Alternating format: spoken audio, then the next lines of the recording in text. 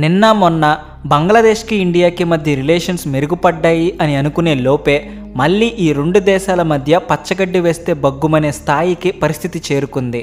దీనంతటికీ కారణం కేవలం బంగ్లాదేశ్ మాత్రమే అనే విషయం అందరికీ తెలిసినదే.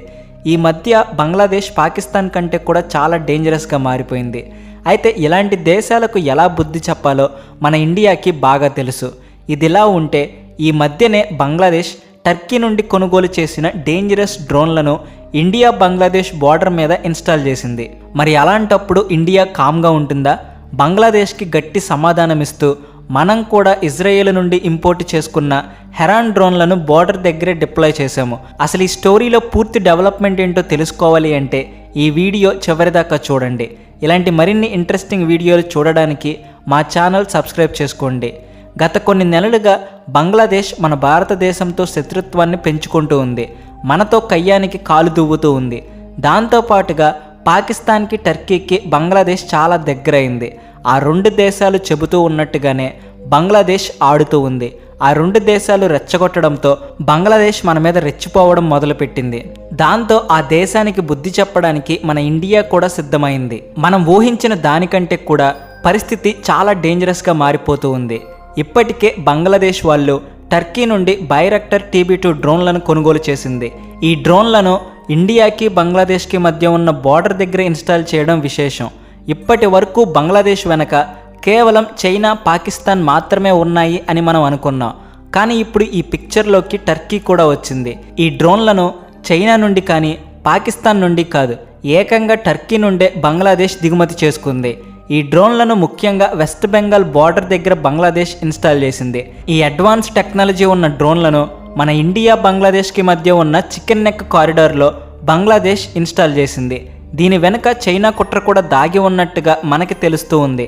ఎందుకంటే దీనికి కొన్ని నెలల క్రితం చైనా, బంగ్లాదేశ్ రెండు దేశాలు కలిసి చికెన్ నెక్ కారిడార్ని నాశనం చేస్తాము అని ప్రకటించారు. ఒకవేళ ఆ చికెన్ నెక్ కారిడార్ని పూర్తిగా నాశనం చేస్తే ఇండియా ఈశాన్య రాష్ట్రాల నుండి వేరుపడుతుంది అని అప్పట్లో బంగ్లాదేశ్కి గ్రూప్ వార్నింగ్ ఇచ్చింది. అయితే ఈ వార్నింగ్లను మన ఇండియా పెద్దగా పట్టించుకోలేదు. కానీ ఇప్పుడు చికెన్ నెక్ ప్రాంతంలో ఇలాంటి డ్రోన్లను చూసిన తర్వాత ఈ మ్యాటర్ సీరియస్గా తీసుకోవాల్సిన అవసరం ఎంతైనా ఉంది అని మనకి అర్థమవుతూ ఉంది.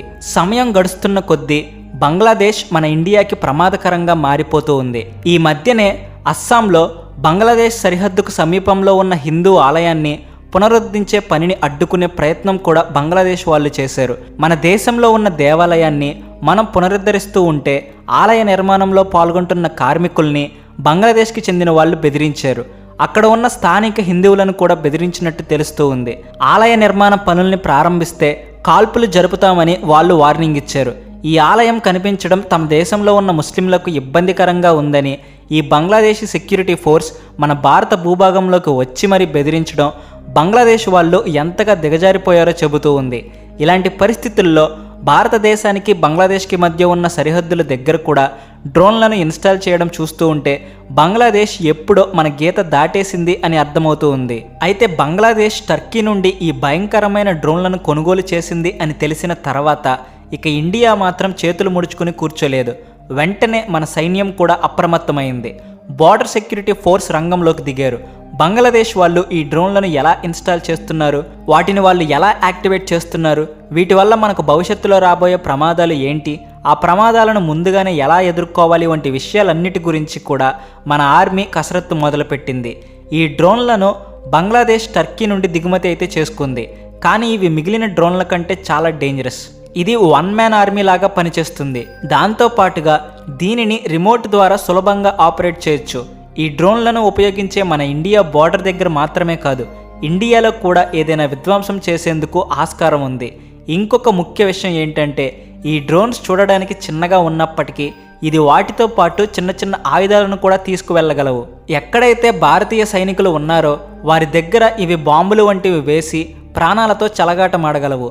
ఇవి ఎంత భయంకరమైన డ్రోన్లు అంటే యుక్రెయిన్ రష్యా యుద్ధంలో కూడా వీటిని మెగా లెవెల్లో ఉపయోగిస్తూ ఉన్నారు. సిరియాలో కూడా వీటిని ఎక్కువగా వాడుతూ ఉన్నారు. బంగ్లాదేశ్ టర్కీ నుండి ఒక 12కు పైగా డ్రోన్లను కొనుక్కుంది. వాటిలో 6 ఇప్పటికే బంగ్లాదేశ్కి ఇంపోర్ట్ అయ్యాయి. బంగ్లాదేశ్ మాత్రం ఈ విషయంలో మొహం చాటేస్తూ ఈ డ్రోన్లను కేవలం తమ సెక్యూరిటీ కోసం మాత్రమే ఉపయోగిస్తున్నట్టు చెబుతూ వస్తుంది. తమ బార్డర్ దగ్గర నిఘా పెట్టడానికి మాత్రమే ఈ డ్రోన్లను ఉపయోగిస్తున్నట్టు చెప్పింది. అయితే ఈ డ్రోన్లను ఇప్పటి వరకు కేవలం దాడులు చేయడానికి మాత్రమే ఎన్నో దేశాలు ఉపయోగిస్తూ వచ్చాయి. కాబట్టి బంగ్లాదేశ్ మనతో అబద్ధం చెబుతూ ఉంది అనే విషయం కూడా మనకి క్లియర్ కట్గా అర్థమవుతూనే ఉంది. ఇప్పటి వరకు కేవలం పాకిస్తాన్, చైనా అండదండలతో రెచ్చిపోయిన బంగ్లాదేశ్కి ఇప్పుడు టర్కీ సపోర్ట్ కూడా అందుతూ ఉంది. అయితే బంగ్లాదేశ్ మన ముందు ఎన్ని కుప్పిగంతులు వేసినా సరే ఆ దేశానికి ఎలా బుద్ధి చెప్పాలో మనకి తెలియనిది కాదు. అందుకనే మన ఇండియా కూడా ఇజ్రాయేల్ నుండి మనం దిగుమతి చేసుకున్న హీరోన్ డ్రోన్లను బార్డర్ దగ్గర డిప్లాయ్ చేయడానికి సిద్ధమైంది. అయితే ఇదేమి ఆషామాషీ డ్రోన్ కాదు. అంతేకాకుండా ఇండియా కూడా బంగ్లాదేశ్ని తక్కువ అంచనా వేయడం లేదు. బంగ్లాదేశ్ మీద ఎప్పటికప్పుడు నిఘా పెడుతూనే ఆ దేశాన్ని అదుపులో పెట్టడానికి మనం సీరియస్ యాక్షన్స్ తీసుకుంటూ ఉన్నాము. అందుకు ఉదాహరణే ఈ హీరోన్ డ్రోన్లు. వీటి స్పెషాలిటీ తెలిస్తే ఈ విషయం ఎంత సీరియస్ అయ్యిందో తెలుస్తుంది. బంగ్లాదేశ్ మన బార్డర్ దగ్గర డిప్లాయ్ చేసిన ఆ బైరాక్టర్ TB2 డ్రోన్లను టర్కీ నుండి ఇంపోర్ట్ చేసుకుంటే మనం ఇజ్రాయేల్ నుండి హీరోన్ డ్రోన్లను ఇంపోర్ట్ చేసుకున్నాం. ఈ డ్రోన్ల ముందు బంగ్లాదేశ్ డ్రోన్లు ఎందుకు పనికిరావు.